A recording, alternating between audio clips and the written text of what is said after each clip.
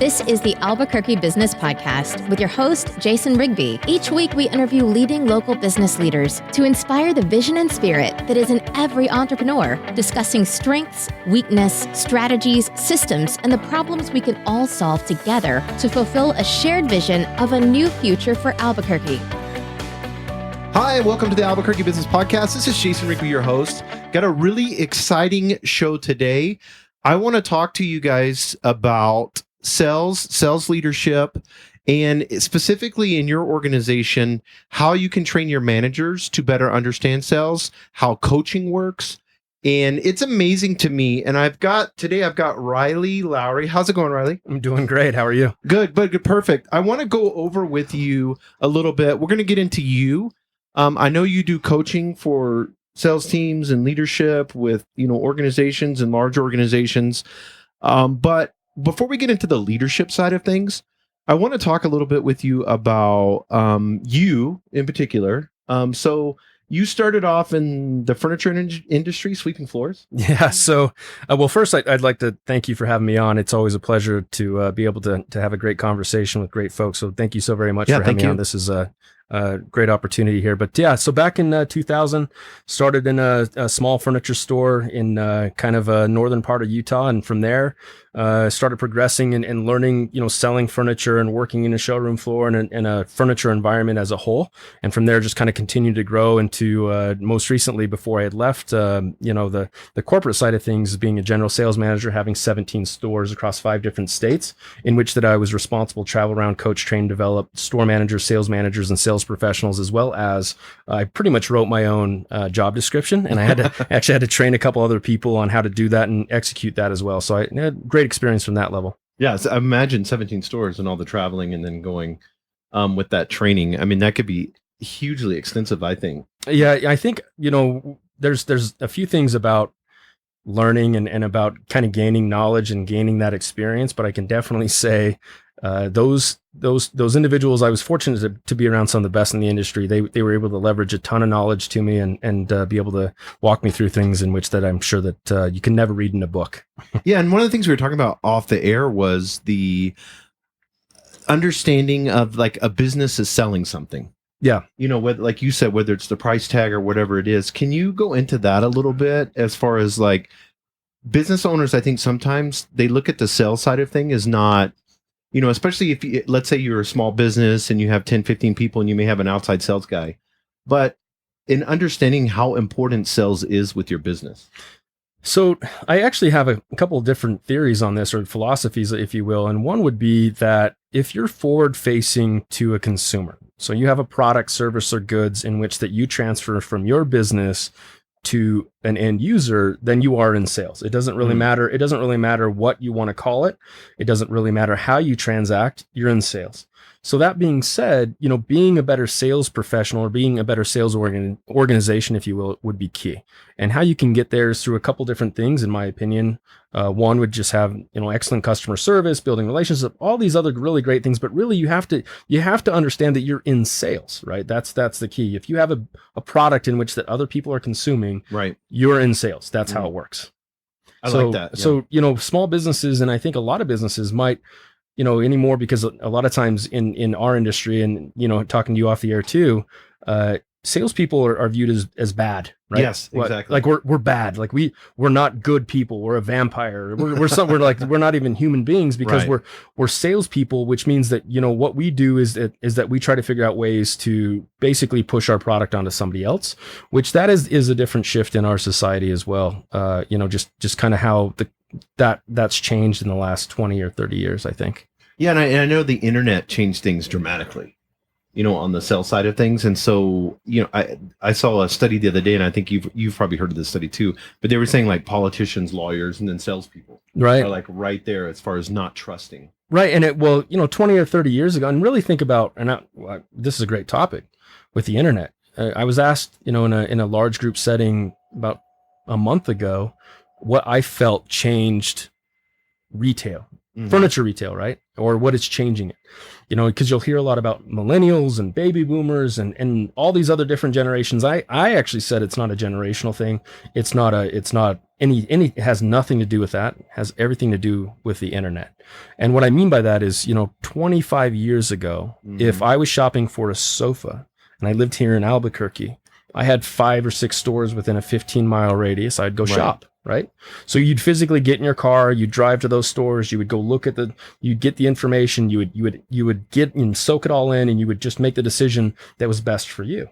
Nowadays, the leverage has switched to the consumer or end user. So now if you want to shop that sofa, just jump on Google and you'll have 55 hits within 10 seconds, exactly. And you'll be able to shop within, the comfort of your own home. Right. So ultimately speaking, the reason why salespeople are being painted as being, shady, if you will, in my opinion, is because, we've been conditioned to where if a salesperson is involved, that they're pushing it on us. But, companies are using the same analytics with their social media. They're using the same analytics with their website as a good sales professional is. They're cutting out that human element piece, right? They're just cutting out the discovery phase, but they can get that based on what you're searching on their website or what you're already looking at well in advance. They have that information on you long before that. So ultimately speaking, in my opinion, being a sales professional nowadays just requires you to just be a lot better at being attentive to your consumer.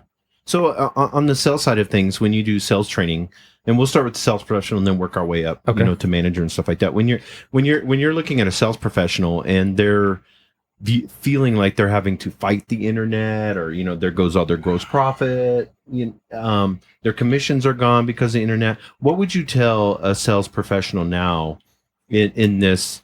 If we're talking to sales professionals right now, what would you tell them, or how could they sell with this internet environment now? So that's a great question. And about a month ago, in this same large body of folks, that question had come up, right? Like, what do we do today? Right. And my simple answer is just acknowledge that it exists. So for example, going back to that, that sofa 25 years ago, if you were a sales professional in the business of furniture, you didn't know what every competitor was selling all the time. Unless you shopped every day off, which if you were a great salesperson, I'm sure you were doing that, but not everyone was doing that 25 years ago. So you didn't know what everyone was selling around the corner and for what price and what it was and so on and so forth. But nowadays you can have all that same information that a consumer has, because you can also jump on the internet and you can also search the same information. So the one thing that I would say that would really assist a sales professional, because I still kind of do it myself, is look at yourself, obviously, with all the wonderful, great things that we hear in sales, relationship building, be attentive, get to know the person, get to know their needs, so and so. We know all that. But really the best thing I've heard in a long time is be the Google, but in person. Yeah, that sounds so good. Yeah. And let me tell you what I mean by that is that when you search that sofa, or when you're looking for information, you type in the information you're searching for into Google. You might not have all the words or whatever, but you type that in, and then Google will spit out a list of things in which that is in line with what you are asking. 25 years ago, we were taught, and 20 years ago and 15 years ago, we're taught in sales to overcome objections. And we would try to overcome objections that didn't even exist, because that's what we did. Salespeople pitch. We pitch. That's what we do. We sell. We sell things all the time. So if I were to give any advice, and what I mean by that is be the Google, is give the information that your consumer is looking for and not what they're not looking for. That's when people feel like they're being oversold. If you're telling them all these great qualities about this sofa, but they didn't really want to know about that particular aspect because it wasn't important to them, that's when you oversell somebody, and that's when you become the quintessential salesperson, versus just be the Google. Find out the information that's important to them, allow them to type in that question, and simply answer the question. That's how I would advise, at least in this day and age of being a good sales professional, on top of the follow-up and different things you can do technology-wise to be a lot more organized, but just be the Google of the sales environment. Do you think a lot of sales consultants that are out there now are running like old sales patterns, are being trained? Because has sales training changed since the internet has been on the scene? No, actually, if anything, it's probably enhanced the share of information that is is still, antiquated, right? Right. Meaning just because I can go out and I can create a sales video and I can then spread it to a lot more people right quicker than I could, say 20 years ago. So I think that, there are some habits still that exist in a lot of selling environments that poll after poll after poll are showing that are not what our consumers want. So the reason why consumers trust Amazon and they trust these businesses is because there's no negotiations. Right. They jump online, they feel like they're getting a great value, and they just consume. That's it. So when it comes to storefronts and brick and mortar, or if you're a sales consultant in any industry, what you want to do is, again, going back to being the Google, answer the questions in which that they're asking, not the ones in which you feel like they're going to ask based on your 25 previous experiences. It doesn't really matter. You're dealing with a different human being. Right. And just help them to understand how they're getting the best value and why it is that they should do, what's the compelling reason that they should do business with you.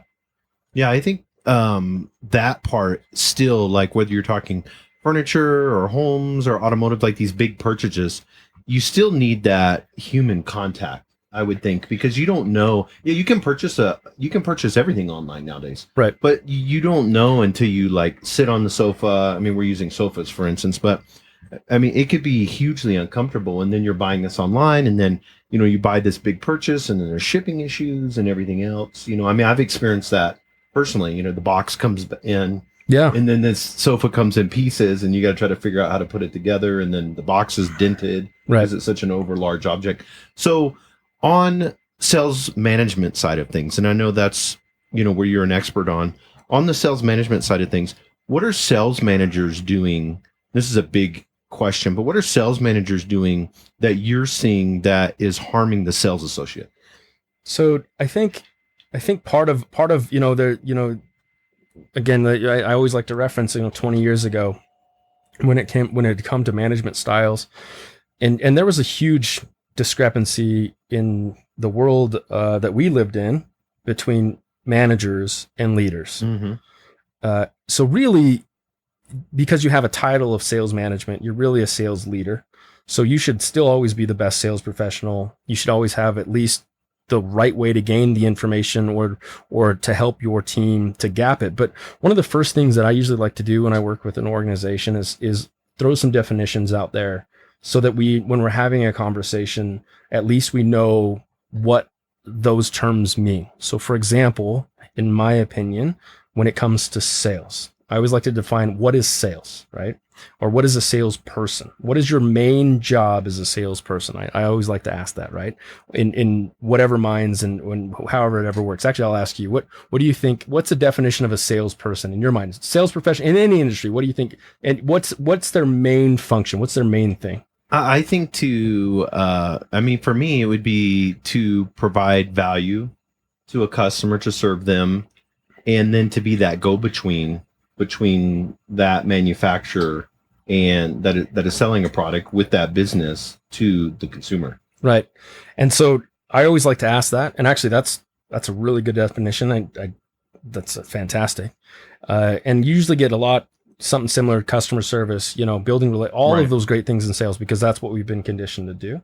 In my opinion, when I like to set up a definition of a salesperson or professional in a business, a salesperson's main thing is to take a thinker, looker, and I just got to go home and talk about it, into a buyer. That's the truth, though. So your main function as a sales professional, when you go to work, whether you clock in or whatever you do, if you're an independent contractor, the second you sit on your laptop or the second you start making that phone call, your only function is to take that person on the other line or in person from, I got to think about it, I got to take it to another decision maker, I have to do this, to, okay, let's go ahead and do it.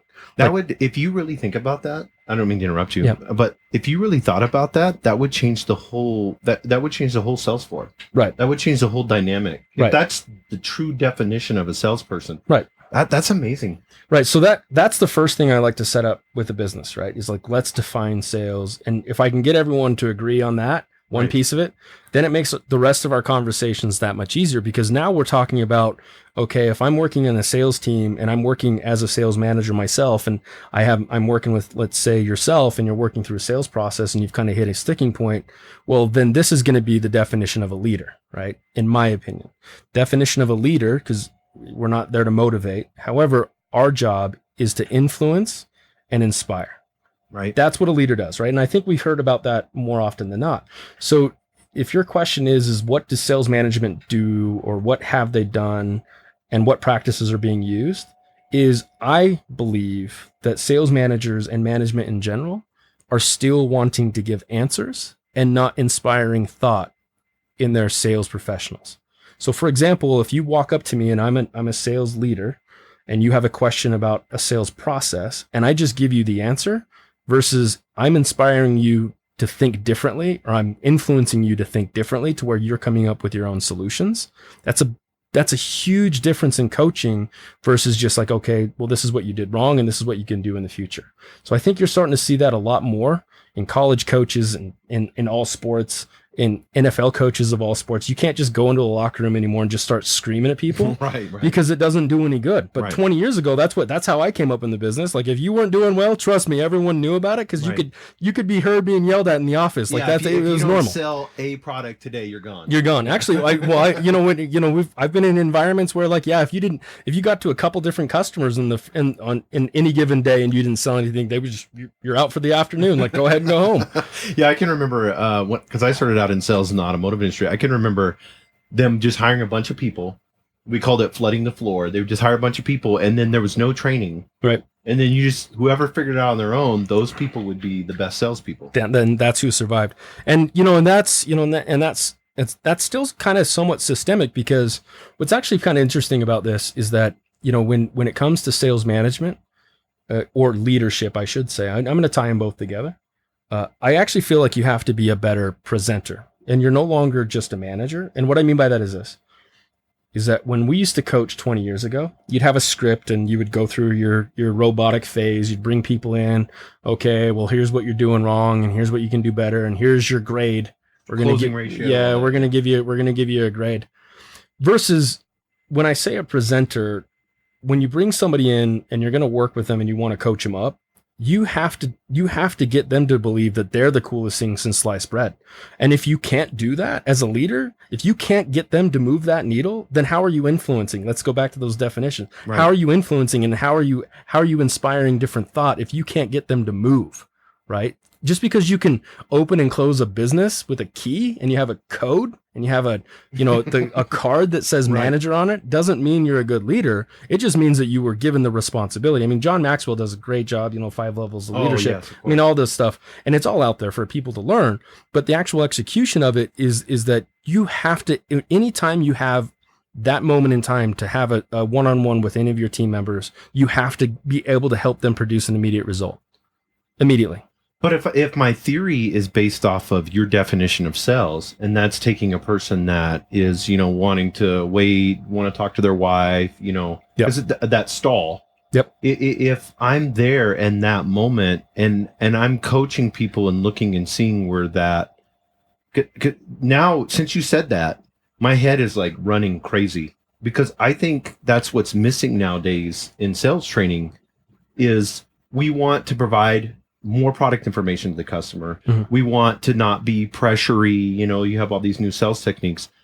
But if you had a salesperson that was a 10 on a scale of 1 to 10, that was at a 10 of taking somebody that's looking and turning them to an actual buyer, you're going to revolutionize your sales floor. Correct. And really, and you rely on those to kind of push the needles too, right? And ultimately, which is kind of interesting about, I think the psychology of sales, sales is a skill that can be learned. I don't think that that's a natural, full disclosure. I'm actually an introvert myself. I actually don't do really well walking up to people, just random strangers in public, and just talking about anything. I know a lot of people that are very good at that, not very good at sales.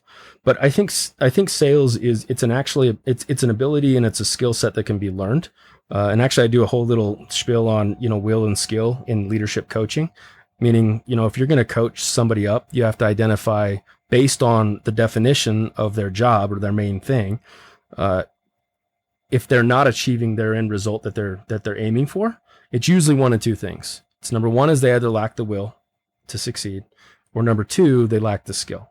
Skill can be taught, will cannot. Right. So that's where a leader has to be able to step in and help that individual identify the will side in the team member or the sales professional, and give them the right skills to get to the level in which that they're wanting to accomplish. So when you're saying like a sales manager being a leader and then sitting somebody in and coaching, not going over KPIs or numbers or all that, but looking at and judging them off of, how good they are at taking somebody that's looking to a buyer, and then when they're sitting in front of them, I'm thinking about this as I'm saying this, when you're sitting in front of them as like a sales manager, you're looking at that sales associate, then you're going to sit there and judge them off of will and skill, and then try to coach them better in either one of those.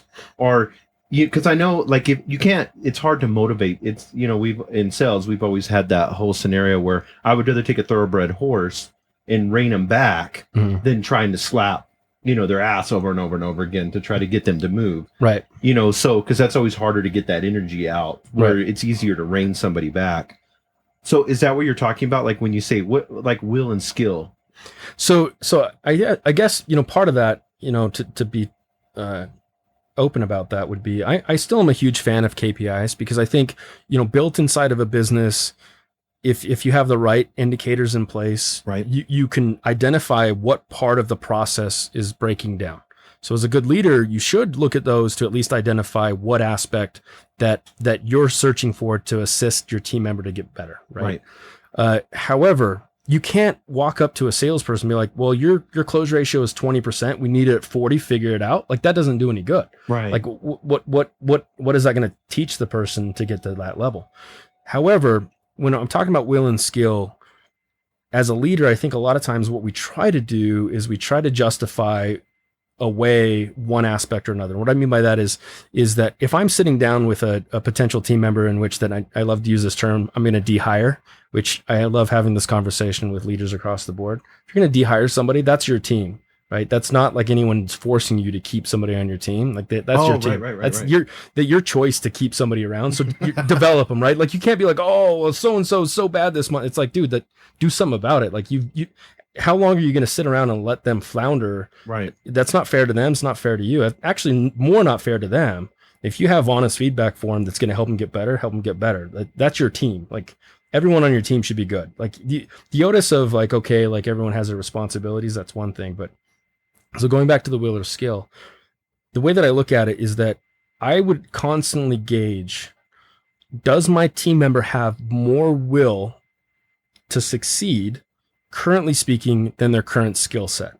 And the reason why I'd use that as a barometer is if you're constantly asking questions as a sales professional to me as a leader, and I know you're fully engaged in your environment, you know your KPIs better than I know your KPIs, that means you're running your business inside of a business to another level. But if you're not getting the result that you want, we can gap that skill set to get you to where you want to go.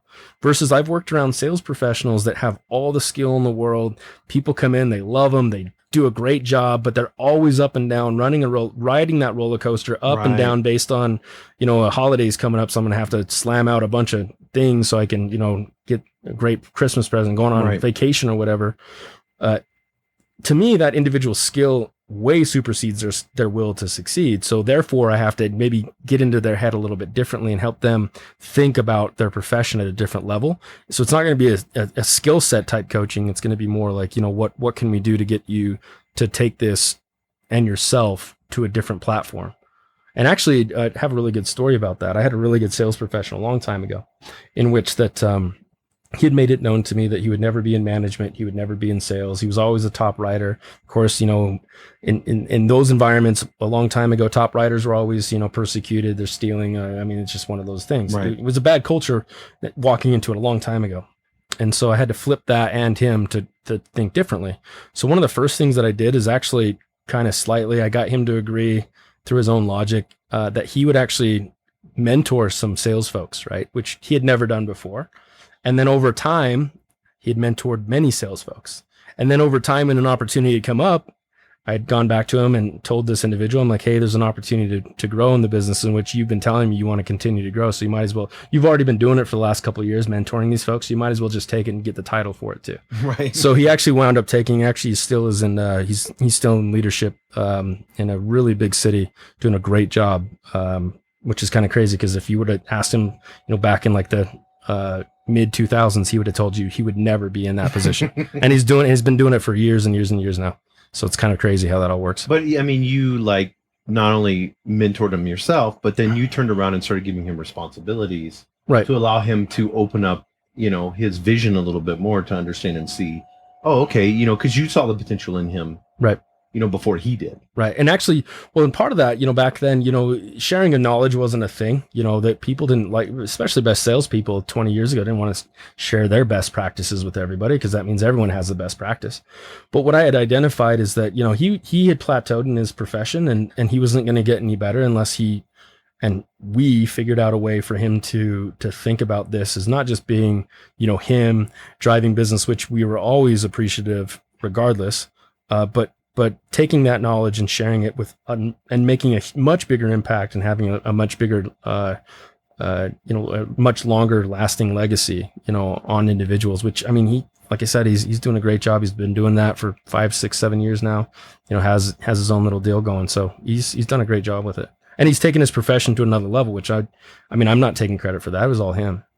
So when you said like presenter and you were talking about, like a sales manager, sales leader, from here on out, we'll just call them sales leaders. Yeah.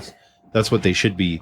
And you're talking presenter. What does that look like on a sales floor, like in a day-to-day operation? How would what do you view a leader, especially in today's buying, environment?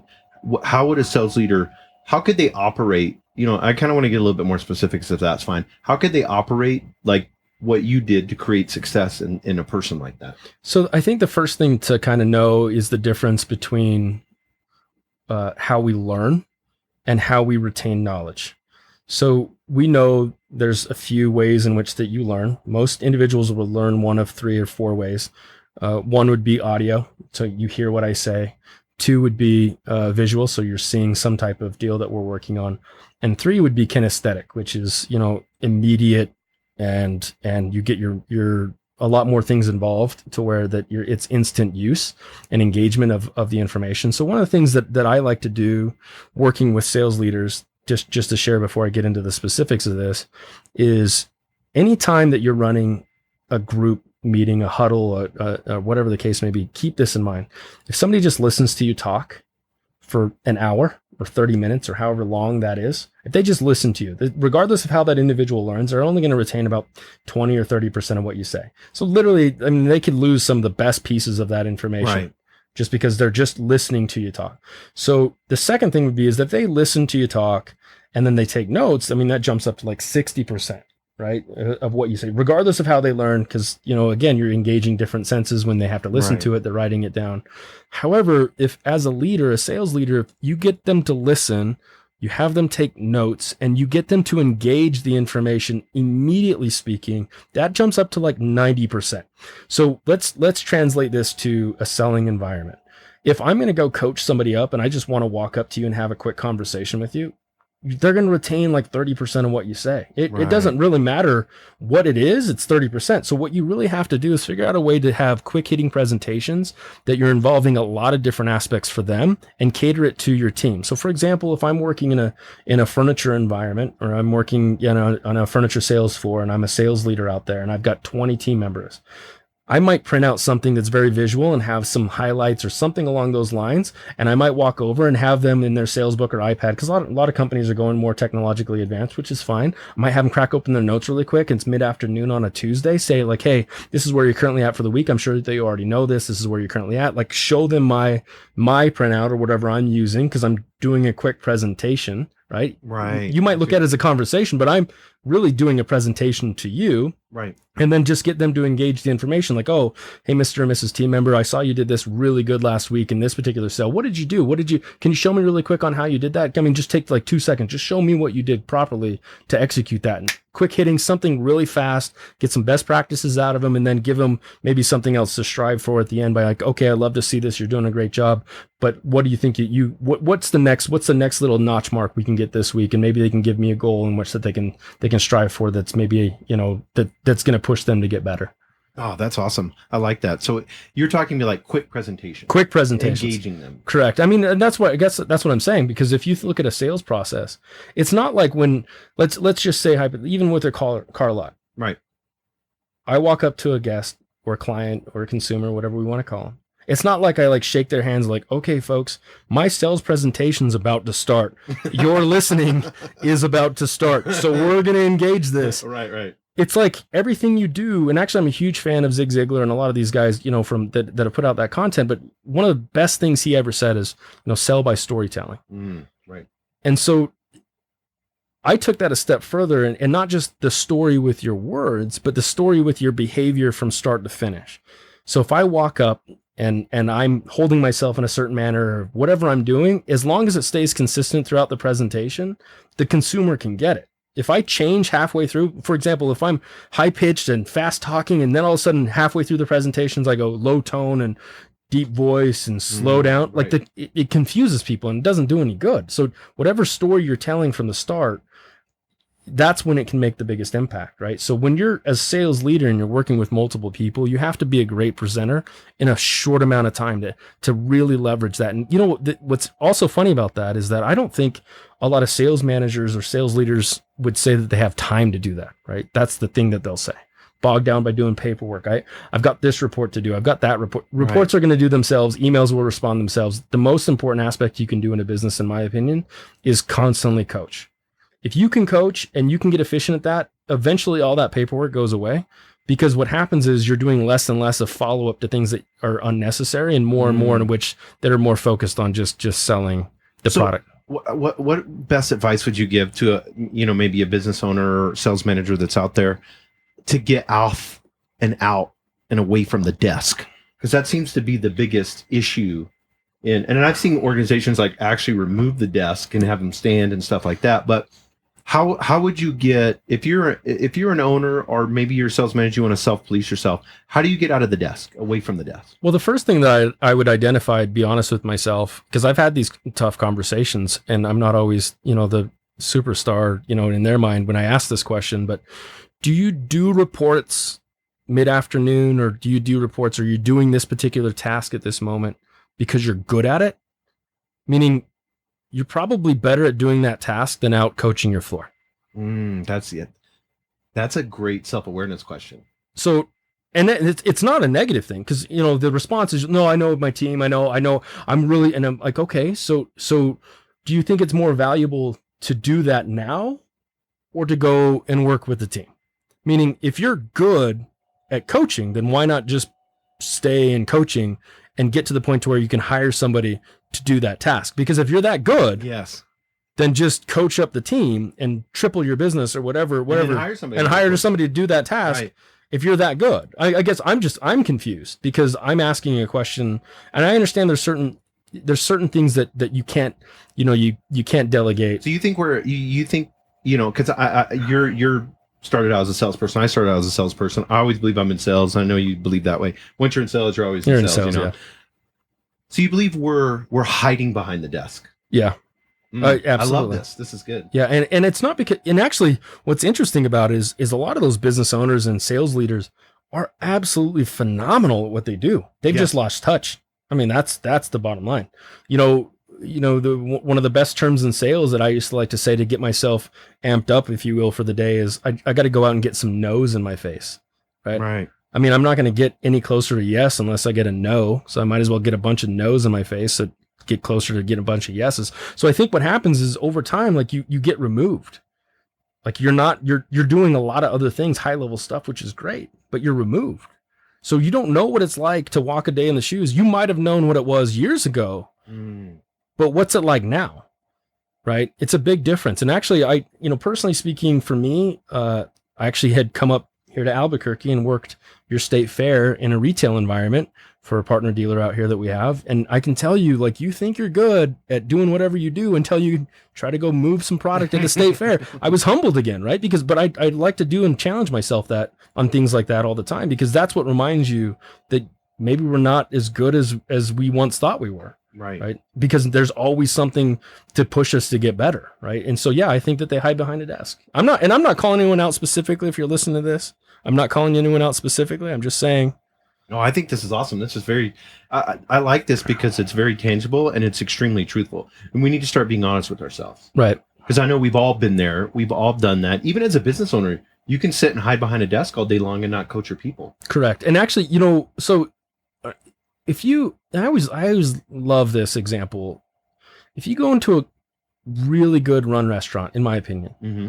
it doesn't matter how much you're paying for the meal. If you go to a really good ran restaurant, the manager is always touching tables, right? That's a thing in the restaurant business.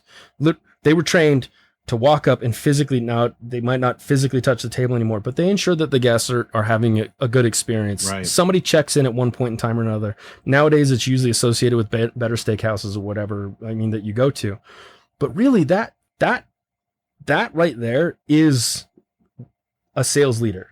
If you have a team and you have individuals that are engaging your end user and you're not touching tables, meaning you're not out there and just like, hey, folks, I bought a vehicle about a year and a half ago. I never once met the sales manager. I'm not saying that's right, wrong, or indifferent. Salesperson was fine, but I also knew what I wanted. It wasn't that difficult.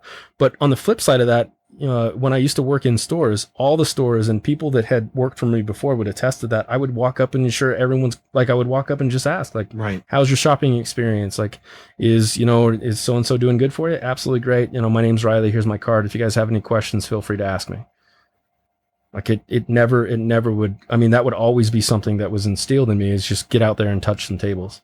I've seen owners do that, like in restaurants and stuff like that. And that's amazing. Not just the chef or whatever, but if the owner comes out and touches the table while they're there, the chances of me coming back pretty high. Hundreds of %. Right. Well, see, so translate that, right? So owners do that because they have ownership. Right.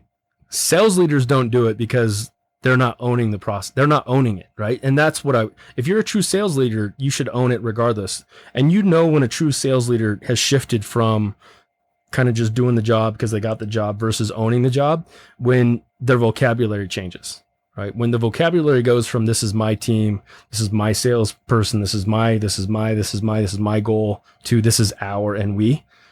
Once that vocabulary shifts for that sales leader, once it turns into our and we, then it doesn't really matter that I'm engaging you and your client, right? Because it's our client. Like, we're all here together. We all have the same interest in mind.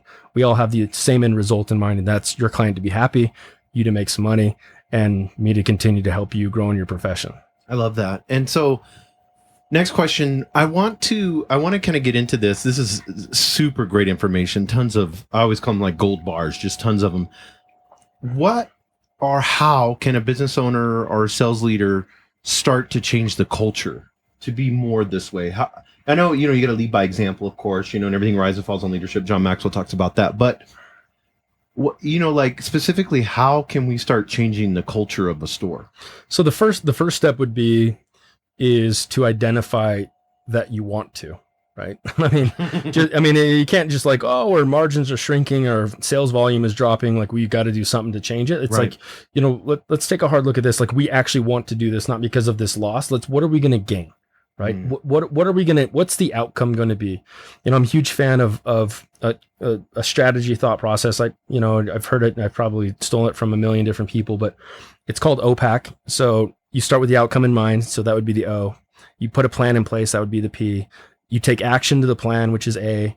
And then, which is probably one of the most important things to do, is the C, which is change, meaning change your approach.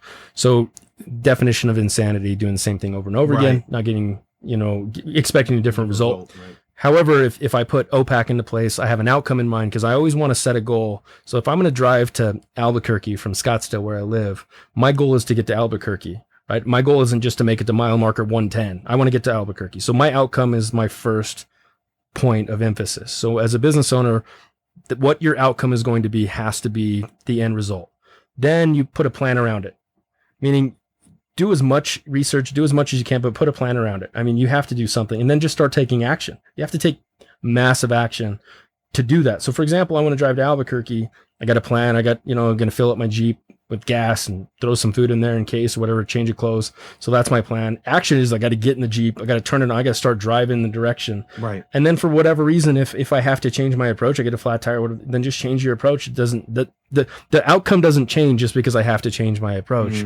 You just change your approach because you're flexible, right? Because we're human beings. You have to be flexible in the moment. So that's what my strategy would be for a business owner is set in place a clear vision of what your culture should look like.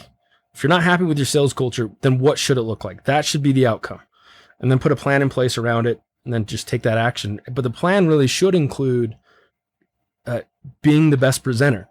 And what I mean by that is if I'm a business owner and I have a team of 20, 50, 100, doesn't really matter. I have to then take my plan with my outcome and be the best presenter to the next level of in the chain of command and help them get on board with it. Right. I'm not going to come down to you as like, hey, we're changing this because I'm a business owner. You're going to do it or you're going to get fired.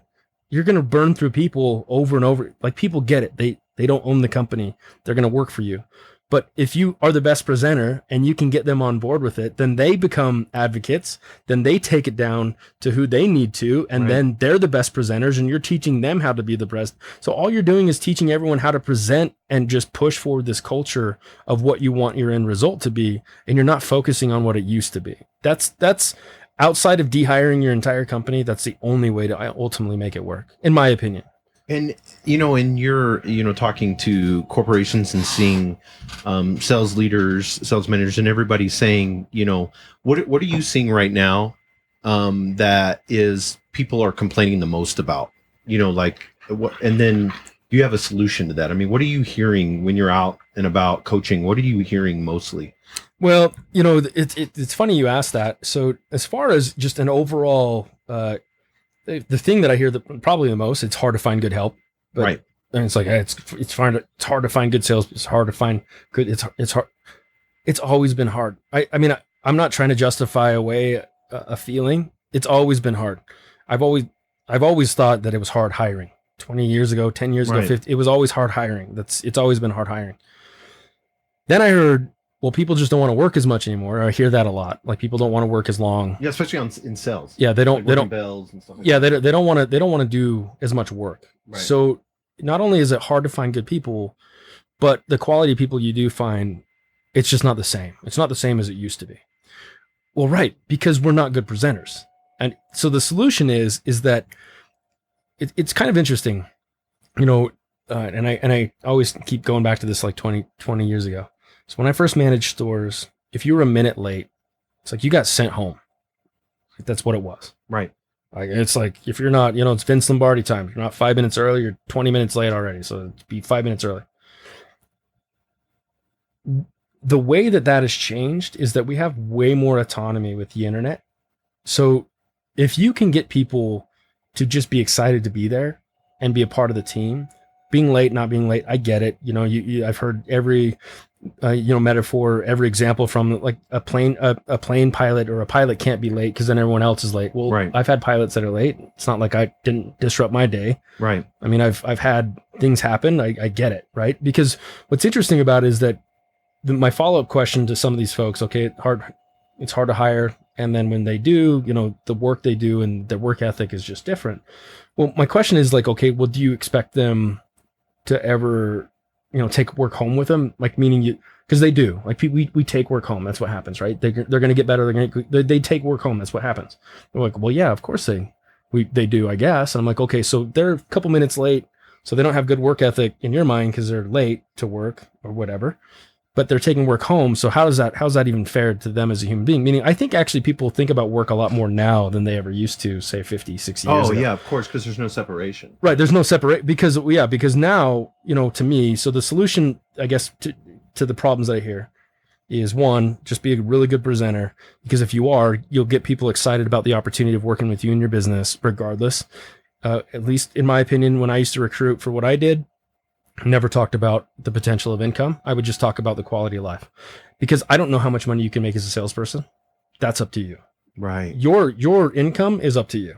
I can get you the skills and I can show you what's possible based on everything that's here, but that's still up to you. You can make as much money as you want in sales. That's just the fact of how it works. So this is really important. I want us to stay on this for a few more minutes. So you're talking about, so I know Gary Vee talks about this a lot, Gary Vaynerchuk. He says, quality of life at 45,000 for somebody could be just as good because they want to spend time going on their, their kids' functions. They want to be everywhere. Then you have this other guy that's more entrepreneurial. He wants to make the 150,000 a year, right? Selling, and he wants to work the 6-7 days a week.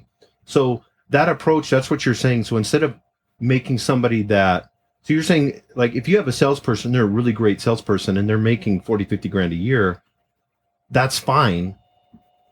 You can always hire somebody else. You don't need to guilt them to be that $150,000 guy. Right. Yeah. I mean, allow them to be happy, right? It's not, there's a reason why, this is so good. There's a reason why our major sports, if the NBA and NFL have, Pro Bowls and All-Star games, is because there's only a select few that get to that level. And it's not because the rest of the people in the league aren't very good. Because I can tell you right now, let's go get an average NBA player and put him against me right now. I'm going to get worked every day. It's not even going to be close. I mean, their skill set is exponential, right? And so it's the same thing in business. Just because somebody is happy at that level doesn't mean as a sales leader, I'm going to walk up to them and say, well, you should double your own income because it's going to benefit me and the business. That's not doing things for them. You're doing things against them, if you will, right? So, and that's really going back to that whole being a better presenter. If you're a really good presenter, you can recruit. You can recruit because ultimately speaking, you're not promising anything in which that they're not probably hearing. If you're a good salesperson, you're going to hear that everywhere. You can make money here, you can make money there, but people don't really like to talk to you. People really believe that anymore? I don't like those Craigslist ads for sales, and then they put on there, you can make up too. I think maybe there's a hope for it, but I don't think that people really, but that goes back to that whole, like, as you're mentioning, as we started this whole deal, why salespeople just kind of fall in this whole like world of this is because salespeople are being sold all the time too by sales leaders, if you will. Those are really sales managers, not sales leaders doing that.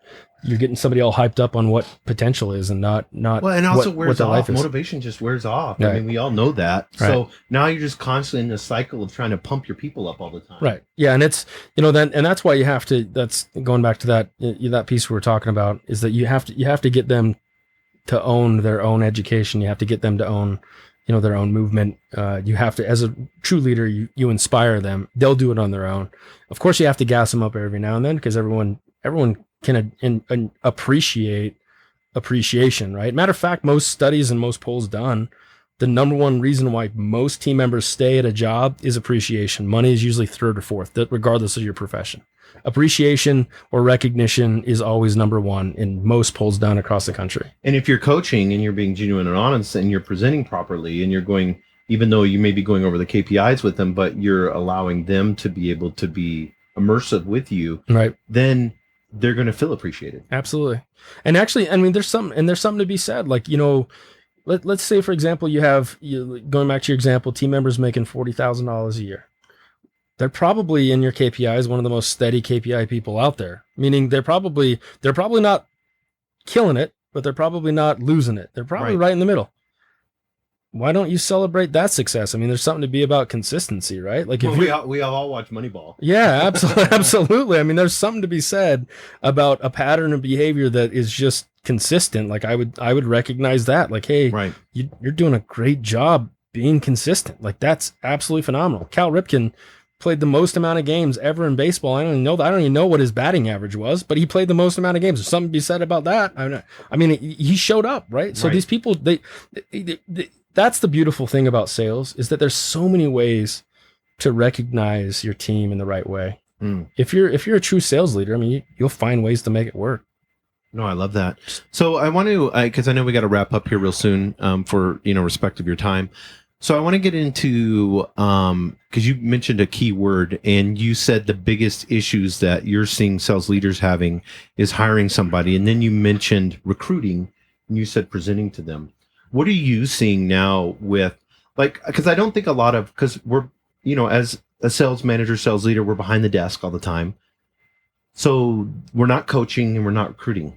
Right. If you really think about it, what percentage of, and I want to ask a sales manager right now, what percentage are you doing of recruiting and coaching? And I would say that's a really small percent. Yeah. I bet that they would tell you, it's like 30-40% of their time. That's probably not a real number. Right. You probably, there's a few reasons usually why, you have to go out and recruit. One, because somebody quit unexpectedly or you had to dehire someone. Right.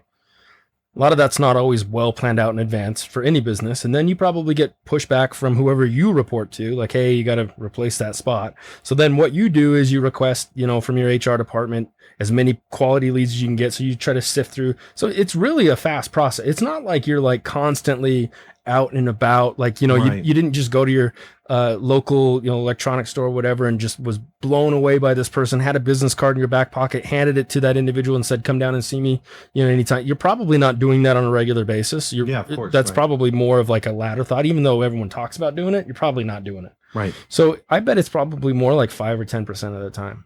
As far as the actual recruiting goes, I bet the coaching is probably like 20% of the time. But even if you think about that, if they're for 8, 10, 12-hour days, yeah, as a typical sales leader would be, and you divide that into 10%, right? It's not even that, right? It's you're literally an hour a day that you work is spent on core functions that could impact your business massively. Because the other 9 hours, the other 90%, if you're working on a 10-hour workday, the other 9 hours you're doing spent looking at reports. I mean, meetings, vendors, whatever, I'm sure there's inefficiencies on Facebook and, there's screen times that you can track now. I mean, I'm sure you can see all that. It's not like, phones tell you how much time you're looking at your phone. Right. Exactly. So, I mean, you can just self-check yourself. So I guarantee that there's a lot of time in there that you could be spending other, doing other things. So to sum this all up, this has been amazing and I really appreciate it. But to sum it all up, what you're saying specifically, if you're a business owner, a sales leader, is that we need to make sure that we're almost like reversing. It's almost like it is. It's like a 180-degree switch. Yeah. Well, just like as a good sales professional, you're switching into the consumer side because Right. Again, the leverage has switched. So this would be my last piece for any owner or sales leader. Keep in mind that just as fast as information travels for your consumer, they can shop you, they can shop your product, they can shop your company. So can your team members. How fast that information travels nowadays. Oh, yeah. I mean, it's like I can text a buddy or I can watch a video of a sales organization in another state on LinkedIn. I mean, it's not like hard. Like if I wanted to know anything about like a company on the East Coast 20 years ago, I had to know somebody, probably fly out there. It's not, this is all the information is accessible now. Right. Exactly. So absolutely it has to switch. You no longer have leverage. As sales professionals, your consumer has leverage, which is okay. That's great. That's perfect. That means that when they're doing business with you, it's because you did something right. It's the same thing as a business owner. If your team members stay with you or a sales leader, if they're staying with you, you're doing something right. Oh, I love that. And focus in on that, hone that down, and then just exploit that in a positive way, right? I mean, that's the key. Leverage is slipped. And what is because you had talked about earlier about LinkedIn. What is your LinkedIn? Yeah, it's Riley Lowry. So Riley Lowry, yes, so sir. Somebody wants to see. Well, thank you, Riley. I really appreciate it. It has been amazing to understand. I hope that there's sales managers out there, business owners that listen to this and just don't discount the sales side, because there was so many gold bars that we received today from you. And I know sales managers that are out there, I encourage you to re-listen to this over and over again, because we only retain on the audio side. yeah, 30% of what you hear. So sit down, put your headphones on, listen to it at the gym, then turn around, go home, sit at your table, listen to it, and put some notes to it. That's what I love to do. I'll go back and listen. Like I'm going to go back and listen to this and sit with the yellow pad. I'm old school and old, so I use yellow pads still. Yellow pads. Yeah, for some reason I still love those, and I'll just write, outline it out. But thank you so much. I appreciate all the jewels that you gave to us today. Is there any parting thoughts or anything that you want to say? I know people can follow you on your LinkedIn. Yeah, well, again, I really appreciate you having me on. This is absolutely fantastic. So, and appreciate everyone that's listening for your time today. I mean, it's been great just, kind of chatting about all this information. You're always welcome to reach out, send me messages, and all my email and contact information's on there on my LinkedIn. But yeah, absolutely had a great time. So the last piece it would be is just, happy selling, right? Yes. I mean, that's happy selling. Let's make it work. Well, perfect. Well, thanks, Riley. If you guys are interested, I appreciate if you would go to our website, abqpodcast.com. That's abqpodcast.com. If you want to follow me I'm on Instagram, probably the most, and that's abq Jason Rigby. That's at abq Jason Rigby. Thank you guys. Hope you have a great day. Thank you for joining us on the Albuquerque Business Podcast. And thank you to our sponsor, DukeCityMarketing.com. Please go to abqpodcast.com where you can get show notes, resources, and links to everything we talked about today to help you navigate your journey as an entrepreneur and business owner in Albuquerque.